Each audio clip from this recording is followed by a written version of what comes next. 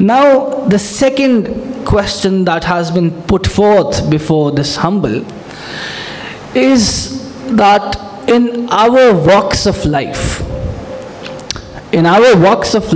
we come across certain people, and we come across these kinds of people that apparently, seemingly, they would be fasting.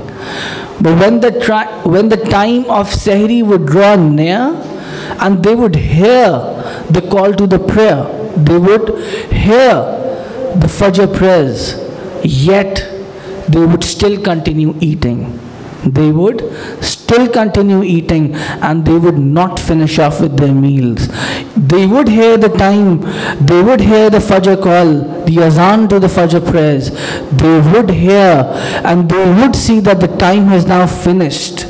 Now it is dawn. Yet they would keep and they would continue on eating their meals. And then on the other hand, there are those people as well that they would break off their fast before the iftari time, that they would realize this, that the time for breaking the fast has not yet come, but they would break off their fast earlier from that time, earlier from the time of iftari.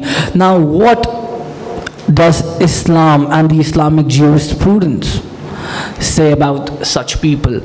Now, the first thing that needs to be taken into consideration is that why has it been instructed to us that we delay the meals for our Sahri prayer and we be quick in opening the fast, in breaking the fast at the time of iftari? So this is a blessed sunnah of the Holy Prophet, peace be upon him, that he would delay his meals for the Sahri time, when he had to keep the fast. Why?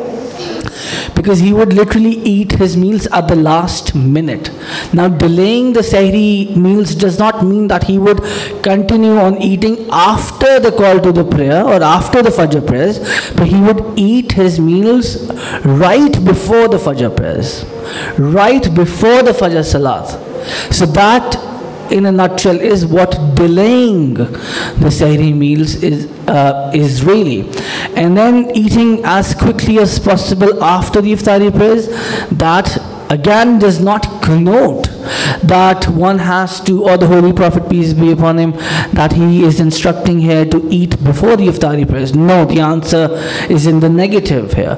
That means that the moment you hear the call to the Maghrib prayers, the moment you realize it now is the time for iftari, to break the fast, you eat your meals as soon as possible. So not only is this a sunnah, it is a sunnat-e muakkada. And it was a practice of the beloved Prophet, peace be upon him, that he would observe delay in Sahri and be quick in iftari, right when he would hear the Maghrib Salah. Now, as per a narration, prophets of Allah Tabarak wa Ta'ala, they have been commanded to observe delay in Sahri, in the Sahri meals, and then be quick with their meals at the time of iftari. Now, as per another narration, the Holy Prophet, peace be upon him, stated that my followers, my ummah, will stay on the path of goodness. They will stay on the path of goodness until they are quick in breaking their fast. That is, they eat their meals right after the time of iftari. They eat their meals as soon as possible after the Maghrib prayers. Now, secondly, we get to see that there are those people that they hear the Fajr prayers. लेकिन आप इसके अंदर एक चीज़ की और वजाहत भी कर दें आम लोगों के लिए, उनके समझने के लिए, कि सहरी के जो ख़त्म होने का वक्त है, जो लोग खाते रहते हैं, उसका फजर की अजान से ताल्लुक़ नहीं है, सहरी के टाइम के ख़त्म होने से है। इसमें लोग अक्सर जो है वो गलती कर जाती हैं कि नहीं, जब अजान होगी तो हम उस वक्त अपनी सहरी ख़त्म करेंगे। भले सहरी का वक्त जो है 4 बजे ख़त्म हो गया है, अजान भले 10 मिनट के बाद हो रही हो, अगर वो लोग ऐसा करेंगे तो इससे रोज़ा नहीं होगा। अजान तो 10 मिनट बाद हो रही है, ये इस चीज़ की भी आप लोगों को ज़रूर वजाहत करनी जुनसी Yes, कि Sayyidi. सहरी के ख़त्म होने का ताल्लुक जौन से रोज़े के जो रखने का, सहरी के ख़त्म होने का, उसका अजान से कोई ताल्लुक नहीं है। अजान 10 मिनट बाद हो रही है तो क्या लोग खाते रहेंगे?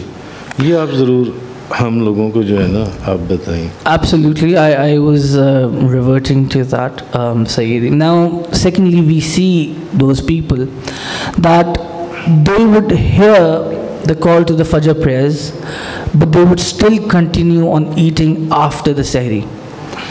Now, the ruling in that regards is, the Islamic jurisprudence ruling that follows in that regards is that the time of Sahri, that is not directly relevant with azan. Now there can be those instances when the person, for instance, he is in a country where he cannot potentially listen to the call of the Fajr prayers. For instance, he perhaps might be in England where there is no azan, where there is no call to the Fajr prayers. So how does one really realize in such countries or at such places that now is the time to stop and now is the time to offer the Fajr prayers? So now, with that in perspective, the Islamic jurisprudence ruling that follows is that the time for Sahri, that is not directly relevant with the call to prayer. It is not directly relevant with azan. But what is directly relevant is dawn, is subah sadiq. It is the time for dawn that is directly relevant to the time for Sahri.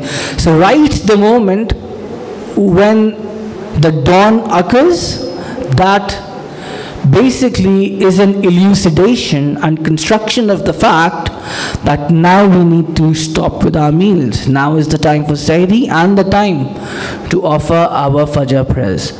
With that in limelight, we answer these two questions in regards to the Islamic jurisprudence rulings.